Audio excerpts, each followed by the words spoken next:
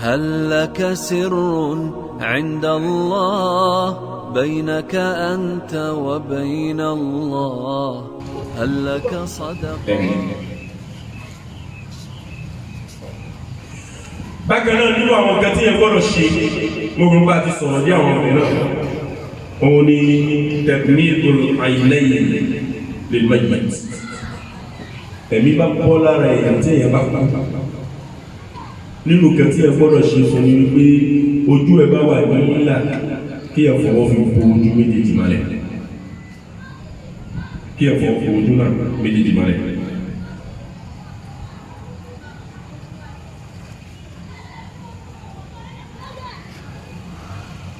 bákan náà níbi tí ẹ̀mí náà ti bọ́ọ̀lù tàfọwọ́ fi bo ojú ẹ̀ mọ́lẹ̀ ọlọ́gbẹ́ bí rèzúmé là ń ṣe jù fẹ́ àsìkò tí ń lọ lẹ́yìn òun àgbọ̀dọ̀ mọ́ sọ díẹ̀ kí ṣe abẹ́rẹ́ ní sí pé ìbọ̀ládé kò sẹ́ni tó rántí òun ẹ̀fọ́ pàṣípà láàrín kan afọwọ́ bo lójú yẹn bákan náà ká ṣàdúrà bẹ́ẹ̀ mi náà ṣe bọ́ lára ẹ̀ kí ẹ ṣàdúrà fún lẹ́kàn náà.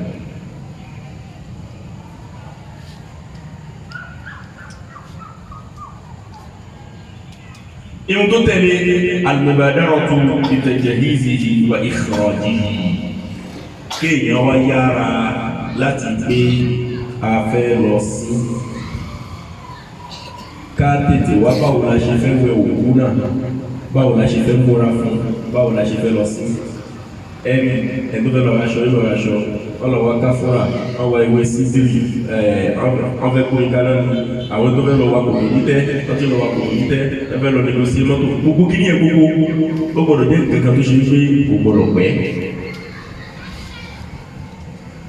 Ànábì Muhammad sallallahu alayhi wa sallam nínú hadith tí Abu Hurairah gbà wá ó ní asri'u bil janaza فإن تك صالحة فخير تقدمونها عليه وإن تكن غير ذلك فشر تضعونه عن رقابكم. èèyàn púpọ̀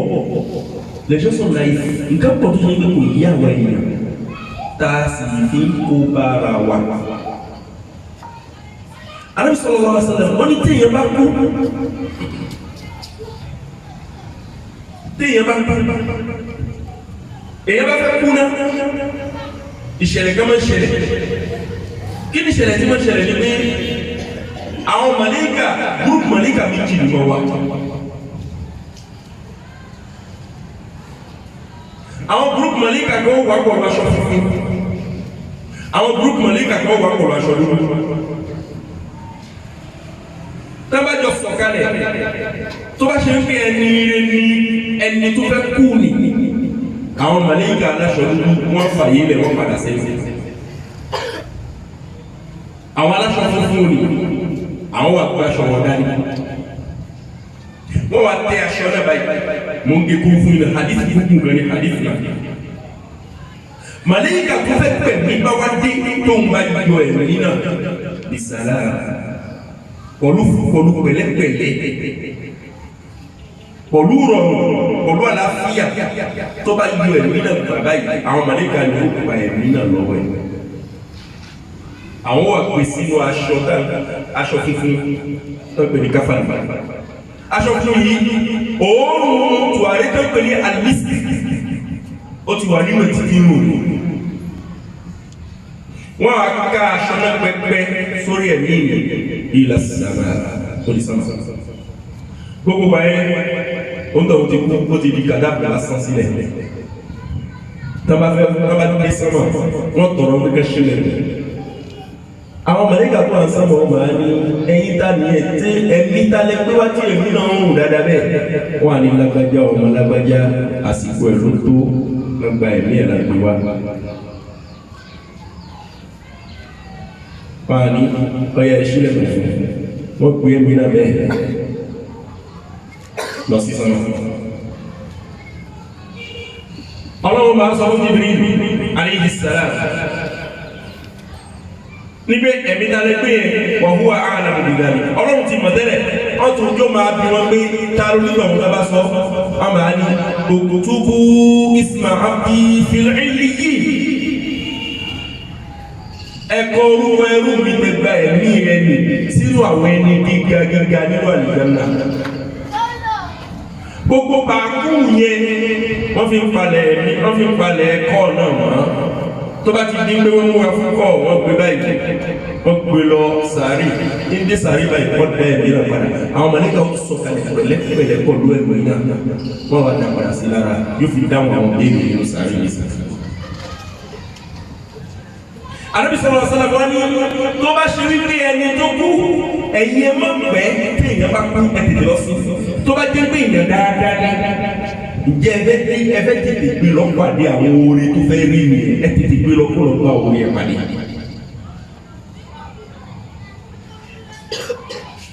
Tó bá ṣe wípé ẹni tó kú ni kò ṣe dáadáa láyé màlẹ́kà tó fẹ́ bẹ̀rẹ̀ bá dé kóhun tó dé àwọn màlẹ́kà tó gbé aṣọ dúdú ní òdòdó àwọn èyí tó bá ṣe fún àwọn ti fi hàn tí wọn. Tó bá fẹ́ gba ẹ̀mí náà la ilaha illallah wọ́n ní lára gan. Màlẹ́kà ó fa ẹ̀mí náà ní fífa ìyẹn fẹ́ já àgbà lọ́wọ́ yẹn wọ́n fa tagbára. Ìjìyà kan mi tó fẹ́ fi bẹ̀rẹ̀ ìrìn àjò bọ́sà tìyà mi.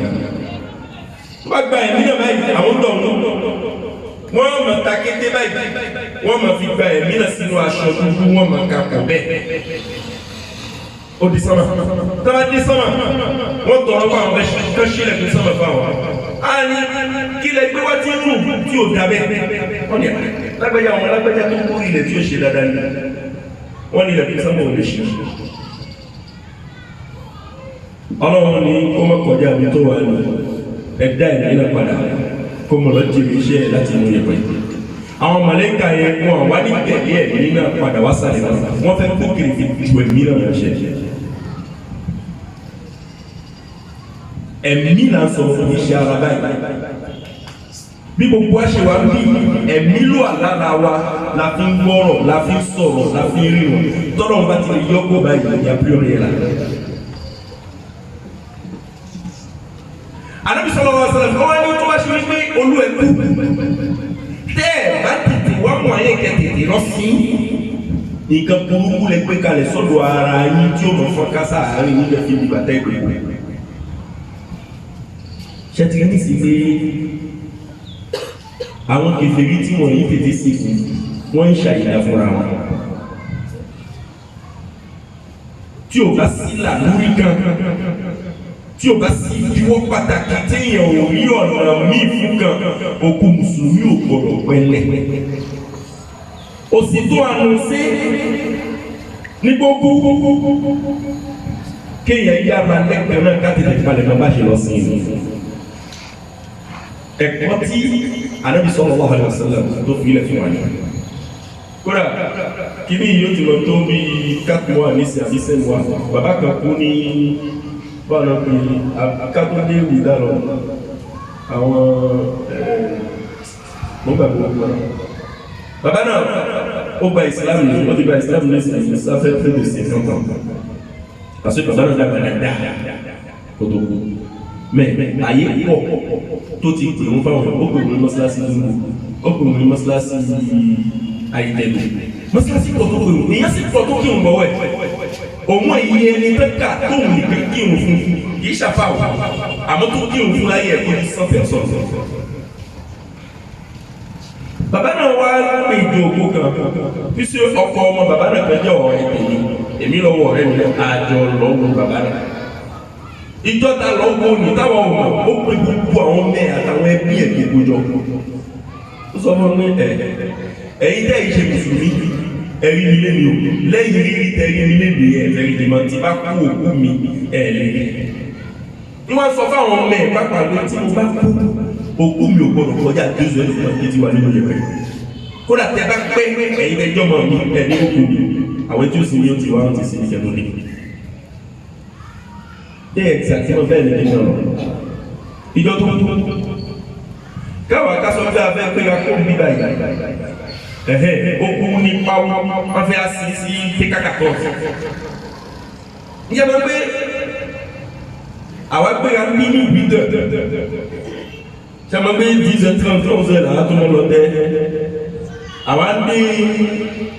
P14 environ 9 mois. Arrêtez beaucoup. Maintenant, on y a une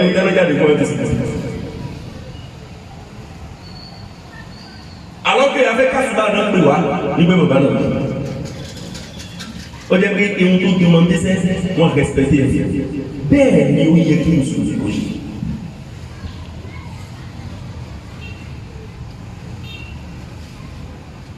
D'accord.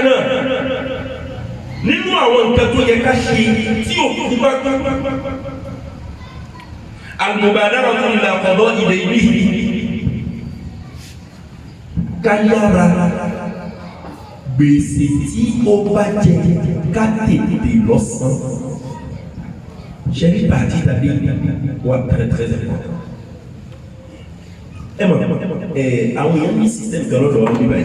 même tout à l'heure, les groupes WhatsApp ont posé des questions comme ça. Qu'il y a un moment où Morancan ou l'autre, bâti Morancan ou l'autre, ici, et qui sont au Naja, à même midi Tangana. J'ai bâti Morancan, j'ai montré le four, on a fait un camion, l'autre est remis. Finalement, on va dire qu'il va y avoir un petit peu de four. Mon ok, tu vas faire un galon de l'homme. Tu vas bâtir ta, va couper.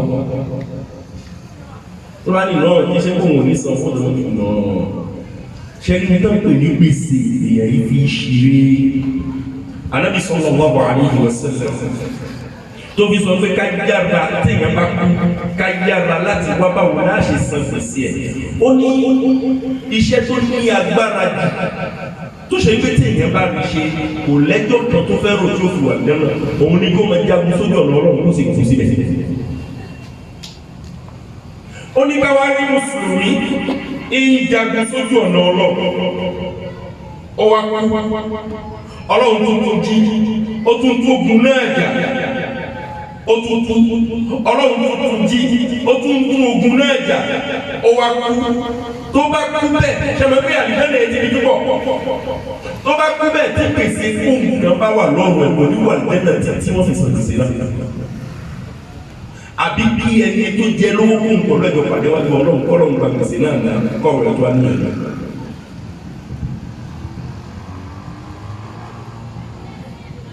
Àwọn ìyá wa àtàwọn náà àwọn bàbá àtàwọn ọ̀rẹ́ ẹlòmíì ó yà gbèsàn kò bẹ́ yà sí náà yóò tún yẹ òun yóò máa kò ní jẹ́ kó sọ sí ọ̀rọ̀ náà yóò máa bọ́ ọ̀bí sí títí 2 semaines 3 semaines ò lè lé owó yẹn àwọn système náà pọ̀ táwọn èèyàn máa ń lò et c'est grave c'est très grave. Ó lé débi pé wọ́n gbé òkú wá wájú àdàbí báyìí sallallahu alayhi wa sallam.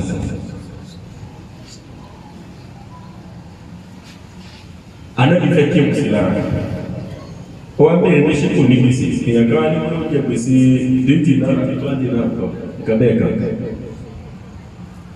Ànábì ní ẹ kí n sí nǹkan ní lára ẹ̀mí rẹ̀. Parce que attention, ìrun tẹ́lẹ̀ bí bá kí sí ẹ̀kan lára c'est cher. C'est cher. La fait que l'on va faire un comparaison. Sallallahu alayhi wa sallam. Les gars, on est dans une hypocrite. Ils se font voir comme musulmans et derrière vous, ils font autre chose. Tout ce moment, voilà tout ça, voilà tout ça, les ahadi minhum mata abada. Tu vas te dire, tu vas parce que quand tu nous a demandé pé ọlọ́run bá wà yáfẹ́ Ànábì ìwà iṣẹ́ ni tí ó tọrọ ọlọ́run tọ́lọ́run ní fún et voilà c'est des gens qui ne méritent pas tó bá rí bẹ́ẹ̀ lọ́dún wọ́n kí wọ́n sí wọn lára. nísìnyí èyí jẹ́ gbèsè àwọn àgbẹ̀ wọn wájú Ànábì sallallahu alaihi wasallam wọn kó kú ẹ̀ wọ́n wájú Ànábì sallallahu alaihi wasallam èmi ní kí o èyí náà lọ́kẹ́ ìgbà yìí. Une fois tout est glissé, si elle est licence, je ne prie pas. Et bien, il y a un sahaba, radiyallahu anhu. Oh, Adam.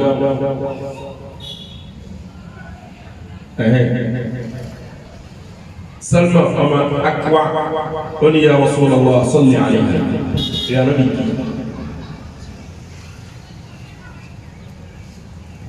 kí mẹ́sàn gbèsè náà Ànábì ní ó san wọn nífẹ̀ẹ́ Ànábì bá kí ọ̀rọ̀ ó dàbí kí ọ̀kí ìwòlú nǹkan bí wíìtẹ́ àbí lẹ́fẹ̀ẹ́ bí màtẹ́ ìgbà tó di àṣálẹ́ Ànábì ní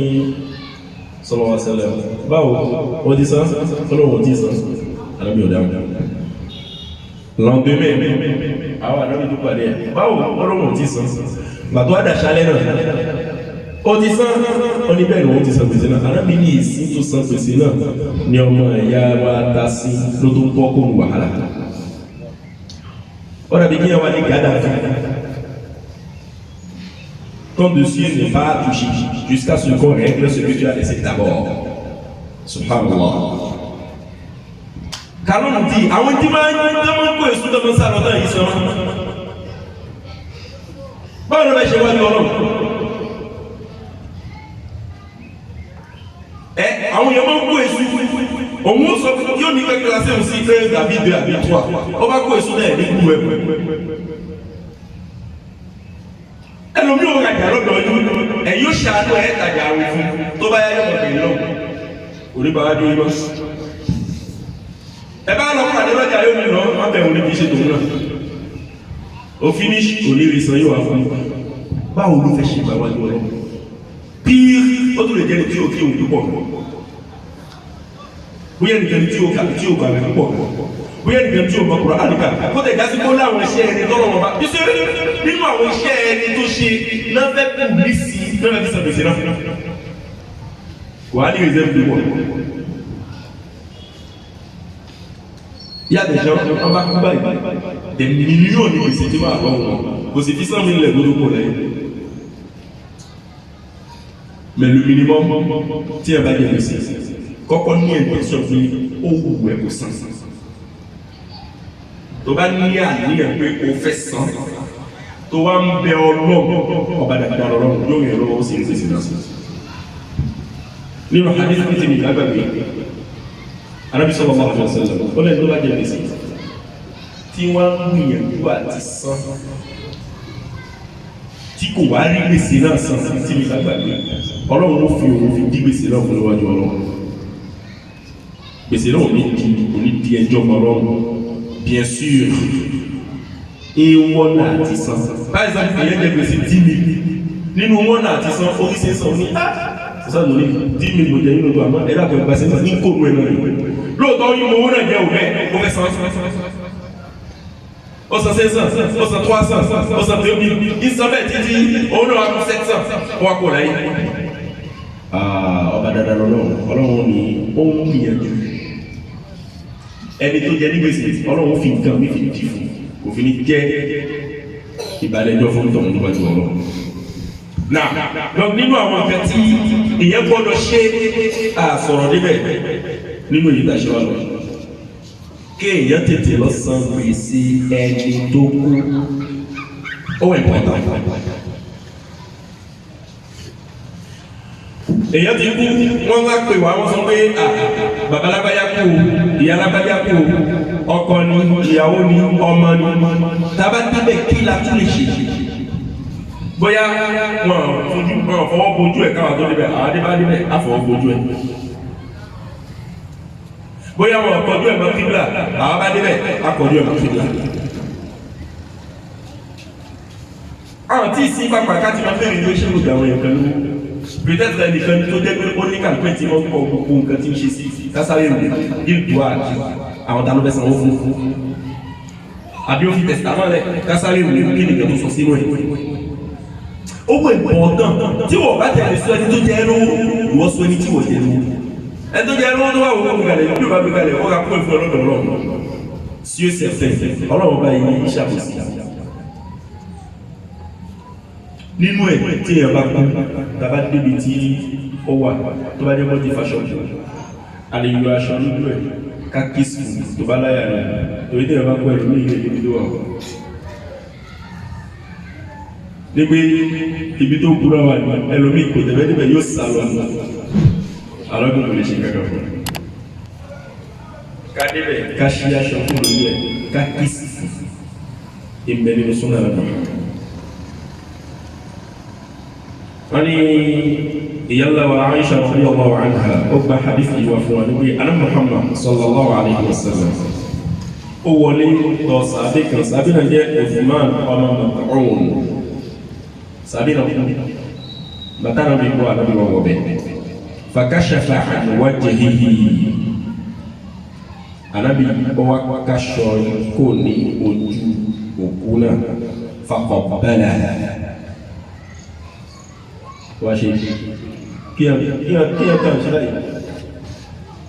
kí ẹ ṣe lẹ́sí wájú ẹ̀ bóyá wájú ni bóyá kẹ́yìn wàbákà anabi wá sunkún lè ṣe ẹ̀mọ́ sẹ́tà tí wọ́n rí pé ojú ẹ̀ nílá mi ẹ̀rín يلا وعيشة حتى رأيت الدموع تسيل على وجنتيه قلوا مولي بيبي أمي يكون شني بالي كريمي جبالي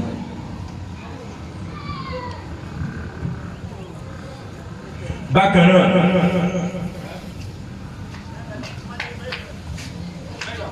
okuba kama somo mbele baja kuta inna lillahi wa inna ilayhi raji'un kasufun kìí ṣe wọ̀ kómi dàlára surtout àwọn ẹni tí yóò bá rí tí kó lè kó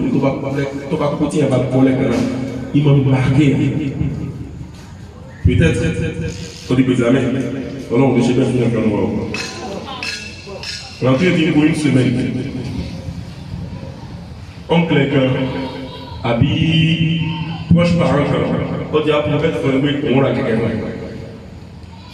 aka wálé láwọn aláàzọ ní bàbá náà fún ẹ̀yí gidi ló dùn yóò dùn ẹ́ dépasé ṣẹ̀rí kéèyàn sunkún ní ẹgbẹ́ ẹ̀rẹ́ kìí ṣe yé kéèyàn máa ké àbí kó máa fún mẹ́lẹ̀ yé tèmi bàjẹ́ wò là èyẹ kọ́ ẹlòmíràn ní yóò jókòó jẹ́ ẹ bá tẹ́ sọ̀rọ̀ báyìí kò tẹ̀lé lè dá ilé ẹ̀kọ́ máa tó omi kan gbé àbíjọ ẹ̀ ẹkùn yìí ìdẹ̀ iṣẹ́ wọ̀ ó fi hàn pé nǹkan ṣe orú ẹ̀rọ tọ́ nǹkan ṣe lójú tọ́ nítorí ló ṣẹlẹ̀ bẹ́ẹ̀ sí àjọ́ nípa pa sallallahu alayhi wa sallam ìgbà tí ọmọ rẹ̀ Ibrahim tí ó kú òun nìkan ní ọkùnrin tí kú nínú àwọn ẹ̀kọ́